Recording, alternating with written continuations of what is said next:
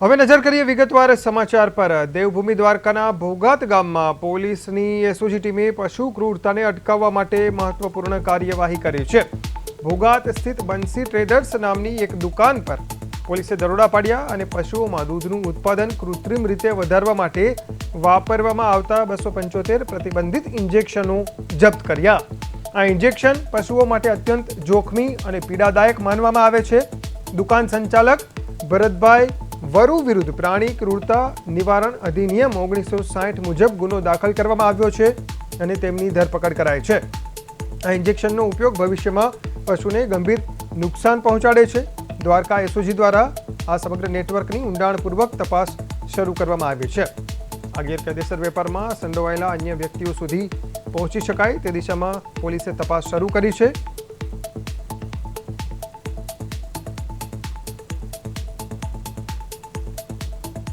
તો દૂધ વધારવા માટે પ્રતિબંધિત ઇન્જેક્શનો વાપરવામાં આવતા હતા અને એસઓજીની ટીમે દરોડા પાડ્યા અને એક દુકાનમાં દરોડા પાડી એસઓજીની ટીમે મોટી માત્રામાં આ ઇન્જેક્શનો જપ્ત કર્યા છે અને દુકાનદારની પણ ધરપકડ કરવામાં આવી છે અને આ ઇન્જેક્શનનું નેટવર્ક ક્યાં સુધી ફેલાયેલું છે તે દિશામાં એસઓજી દ્વારા તપાસ હાથ ધરવામાં આવી છે।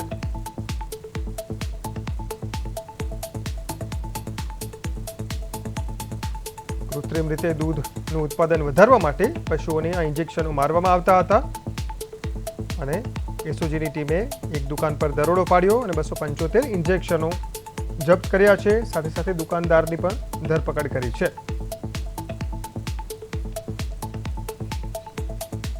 આ અંગે વધુ વાત કરીએ અમારા સંવાદદાતા જગદીશ ખેતિયા સાથે।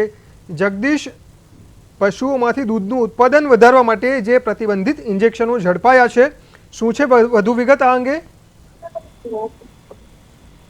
જી, આપને જણાવી દઉં કે દેવભૂમિ દ્વારકા જિલ્લાના એસઓજી દ્વારા પશુઓના આરોગ્ય સાથે ચેડા કરતા તત્વો સામે મોટી કાર્યવાહી કરવામાં આવી છે। જેમાં આપણે વાત કરીએ તો ભોગાત ગામમાં આવેલા બંસી ટ્રેડર્સ નામની કરિયાણાની દુકાન પર એસઓજી વાળાએ એસઓજી સ્ટાફે દરોડો પાડી અને પશુઓના જે વધુ દૂધ ઉત્પાદન માટે જે ઇન્જેક્શનો મારવામાં આવે છે તે પ્રતિબંધિત 275 ઇન્જેક્શનનો જથ્થો ઝડપી પાડ્યો છે।